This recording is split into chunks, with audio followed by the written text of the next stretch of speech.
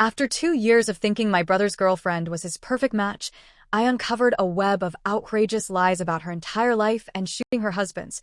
Now she's kicked him out, and I'm terrified the chaos will destroy him. My younger brother Finn had a rough childhood. Honestly, that's putting it mildly. Our father passed away from cancer when Finn was still a kid, not even 10 years old yet. Losing a parent that young is devastating enough. But our mom, well, I've always suspected she's bipolar, but even without a formal diagnosis, her narcissistic tendencies and abusive behavior were obvious. She could be cruel, manipulative, and incredibly unpredictable. I'm older than Finn by a decade, which meant I was technically the adult in the house long before I actually was one. I did what I could for him when I could, but looking back, I know I failed to protect him in the ways he truly needed. I didn't fully understand what he was going through, how much damage our upbringing was doing to him, or how to shield him from it. So when Finn eventually started spiraling into alcoholism, it wasn't a shock. It was more like watching an inevitability unfold in slow motion. A couple years ago, things came to a head. Finn had an incident, one bad enough to land him in the hospital. That moment became a turning point. It was terrifying, but it also forced him into confronting his addiction. Somehow, that low point sparked his recovery. And he's been clean for over 2 years now. I think a huge part of his success in staying sober has been because of Liana. He met her a few months after the incident, and she's been a constant, steadying presence in his life ever since. Finn brought her over to meet us not long after they started dating, and from day one, she's been a welcome addition to the family. She's the kind of person who goes out of her way to make little handmade gifts for my kids, brings treats when she visits, and always has an interesting story or observation to share. She's quirky, but in a way that's fun and endearing. She just seemed to fit with us. As we got to know her better, she began opening up about her own past. It was intense. She's had a life marked by trauma, and in some ways, I think she and Finn are trauma bonded. She's deeply empathetic and seems to understand his struggles on a level not many people could. She told us about her twin brother, who passed away when they were still in high school. Losing a sibling that young is unimaginably hard, but in her case, it also came with the shadow of comparison. She said her parents and other siblings clearly favored him and treated her as the lesser one. After his death, she became the survivor who could never measure up to the memory of the one they'd lost. She also told us about another brother, the golden child after her twin was gone, who served in Iraq and died in the war. She explained that she could never seem to gain her mother's approval or affection, no matter what she did. When she spoke about it, I could hear the ache in her voice, and I recognized it because I've carried that same ache myself. That shared sense of being unwanted, of never being good enough, became something we bonded over. She also told us she was originally from Scotland. Her father had been a sheep farmer there, and at some point, he decided to move the family to America to buy a cattle farm, apparently because he'd fallen in love with cowboy movies. Because of this, she has dual citizenship. She said she spoke 16 languages, had multiple degrees, and had worked at a college. I remember being impressed, almost in awe of her background. She carried herself in a very proper, educated way, and every now and then, her Scottish accent would come out more strongly, usually when she was talking about her family. Over time, she began sharing stories about her previous relationships, which were, well, pretty shocking. She's been divorced 3 times. One ex, she said, had undergone gender reassignment surgery. Another had died by suicide. The third, she claimed, had actually attempted to take her life, shot her, and then fled from police, eventually dying in a ditch after a standoff. She even showed my kids the scar from the shot. After 2 years of knowing Liana, I honestly thought she was a perfect fit for Finn. She'd been kind, generous, funny, and so supportive of his sobriety. She'd become woven into our family's routines, holidays, birthdays, even casual Sunday dinners. So when Finn and Liana had a bad argument last week, my instinct was to reassure him. I invited Finn over to talk. We sat in my kitchen, coffee steaming between us, and he told me what had happened. Liana had lied to him, apparently about no longer speaking to a male friend of hers. According to Finn, this guy had been popular in high school, and Liana had told him she'd cut ties. But she hadn't. Finn said she'd explained it away by saying she didn't want to admit the guy wasn't a good person because she'd already had so much bad luck with men. Finn was hurt, struggling with the dishonesty, but he said he still wanted to work things out. He told me he loved her and that he believed people could make mistakes. I told him I supported him, no matter what he decided. At that point, I still didn't think much more of it, just a relationship hiccup they'd need to work through. Later, though, I mentioned the situation to my husband. And he asked the most basic, obvious question, one I somehow hadn't considered. He said, wait, if Liana was raised in Scotland on a sheep farm, then moved to Oklahoma for a cattle farm, how could she have gone to high school here in town and known some popular guy? It was such a simple question, but it hit me like a punch. My brain sometimes scrambles details. PTSD will do that to you, so at first I brushed it off. I told myself I must have misremembered. But the question kept looping in my mind for days, like a loose thread I couldn't stop tugging. Finally, one evening while my husband was playing video games, I gave in to the urge. I opened my laptop and started what I told myself would be a casual search. Just curiosity. Nothing serious. I started by Googling her name. Immediately, her current address came up. Then I noticed something strange. Her history of addresses was all in America. Not just recently, but going back years. Farther than she'd ever implied she'd lived here. That led me to check her parents. Every single one of their addresses was also in America, dating back to before Liana was even born. That alone contradicted her entire born in Scotland, moved to Oklahoma story. Confused, I decided to dig deeper. I found obituaries for her grandparents on both sides. Recent ones. And there it was, proof that didn't lie. Obituaries almost always list the children and grandchildren, often noting those who have passed. Both obituaries were detailed, but neither listed any grandchildren besides Liana, and certainly no mention of the multiple brothers she claimed, dead or alive. No twin brother who had died in high school. No other brother who had died serving in Iraq. Just nothing. I sat there staring at my screen, feeling like the floor had tilted. Still, I thought, maybe the obituaries had been incomplete. So I dug further. Her listed childhood address?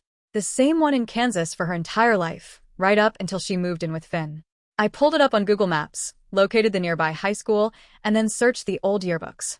Sure enough, there she was in the senior yearbook. No twin listed. I checked 9th grade, thinking maybe he had died in between.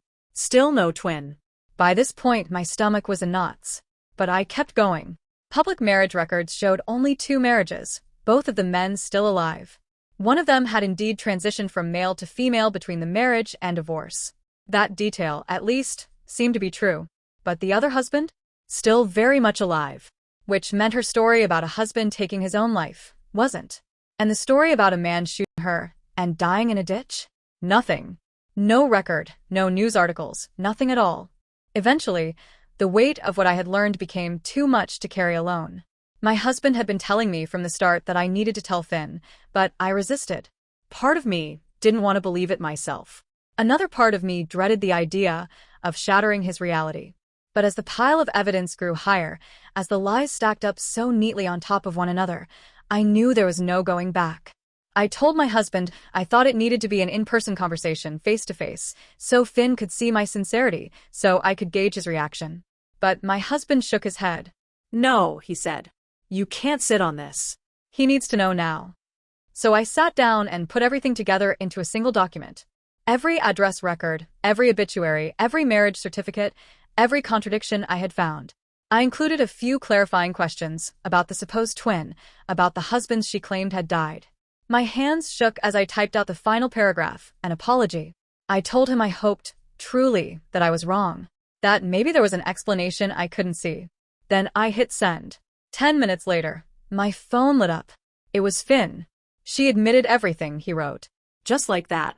I stared at those words for a long time, my heart pounding in my ears. I prepared myself for denial, for anger, for him telling me I was crazy. I hadn't prepared for immediate confirmation. Now he's a lost, completely untethered. 2 entire years of his life. Years of building a relationship, of healing alongside her, of believing her stories, have been obliterated. It's not just that she lied. It's the volume of it. The sheer audacity. So many lies, sewn together with just enough truth to keep them believable. And I keep asking myself the same question over and over. Why? Why would anyone do this? If they'd ever gotten married, the truth would have unraveled instantly. As it was, she had managed to keep him away from her family by letting them disrespect their age gap, something Finn had taken at face value. She refused to attend an uncle's funeral earlier this year because she claimed he was a predator. I hate myself for even questioning that now, but Maybe she just didn't want Finn to meet her family, to discover that her uncle, her father, all of them were from Kansas, not Scotland. And then there's the scar. She was here in my home, sitting with my kids, telling them about a man who supposedly shot her, letting them touch the spot where the bullet had gone through. My children were listening to a story that never happened, their small hands brushing a mark on her skin, thinking they were touching the proof of her survival. I checked again. No criminal record for either ex. None for her, either, thank God. But still, good Lord. It's been a month since I sent Finn the proof of the lies I'd uncovered. I didn't go into it lightly. I agonized over it. I went back and forth between feeling like I was protecting him and feeling like I was ripping his world apart. But when I finally sent him everything, she admitted it almost instantly. There was no elaborate cover story, no dramatic denial, just a quiet acknowledgement of the truth. She even took him to visit her parents afterward, saying they could explain things to him. That's when the new diagnosis entered the conversation: untreated borderline personality disorder. Finn, bless his heart, clung to that like it was the missing piece of the puzzle. To him, this wasn't about betrayal anymore, it was about understanding. He told me he didn't want to toss her aside for being human, as if loyalty meant ignoring every red flag because she was struggling. He truly believed that staying with her, despite the lies, was the moral and righteous thing to do. That was Finn in a nutshell, always wanting to see the best in people, even if it meant putting himself second. My husband and I had a long talk that night. We decided that, regardless of how we felt about her, our job was to support Finn. He's my little brother, and his sobriety is the most precious thing he's fought for. I wasn't going to risk pushing him away by being too aggressive. So we told him, over and over, that we loved him and respected his decision, even if it wasn't the one we would make. Then came the curveball. She told Finn she could never be around us again. Her reason? She was scared of us. It hit me like a slap. Scared? Of us? We'd done nothing but welcome her into our home. We'd celebrated holidays together, shared laughs over dinner, bought her birthday gifts. But I started to piece it together. Maybe she wasn't scared of us at all. Maybe she was hoping that fear would isolate Finn from us. And when it became clear we weren't going to play along, maybe that's when the cracks began to spread. It only lasted another week after that. We had Finn over for dinner, just the three of us. We kept it light but warm, offering him nothing but unconditional support. We reminded him that he was the victim here, not her. That he had done nothing to deserve being lied to, manipulated, or made to feel guilty for wanting honesty. I could see something in him shifting, like those words were unlocking a truth he'd been trying to suppress. The following week, she told him she was going out with friends to a bar. Given everything that had happened, Finn asked the obvious questions. Where? With who? Not in a controlling way, but in the natural way you'd expect from someone still nursing fresh wounds of betrayal. After all, the entire mess had started because she was dishonest about who she was hanging out with. Her response was pure deflection. She told him she didn't have to prove anything to him. Then, as if on cue, she made herself the victim again. I can't heal like this. As though being asked for basic transparency was somehow harmful to her. That's when Finn finally said what I had been silently praying he would. I can't be in a relationship where I can't trust someone. Her answer? She didn't beg him to stay. She didn't even try to explain. She just gave him 30 days to move out. So this weekend, we're moving him into his own place. He's still in shock. 2 years of his life have been flipped upside down, and now every shared memory feels tainted. This was the woman he thought he would marry, the person he trusted to build a future with. Now all that's left is confusion, grief, and a pile of lies he'll never fully untangle. But here's what gives me hope. Finn's not alone in this. He has us. He has friends who love him. He has a support system strong enough to keep him steady even in the middle of this chaos. And somehow, God knows how, he's decided to quit smoking right now, of all times. I can't imagine doing that while my life is falling apart, but that's the kind of person Finn is. Stubborn. Determined. A fighter. He's the kind of man who doesn't just want to survive, he wants to come out the other side better than before. And I believe he will. I believe there will come a day when he can look back on this without feeling like it defines him. For now, though, we'll be there, helping him move boxes, making sure his fridge is stocked, reminding him that he deserves love that doesn't come with a side of deception. 2 years of lies can't erase who he is. And they sure as hell won't break him.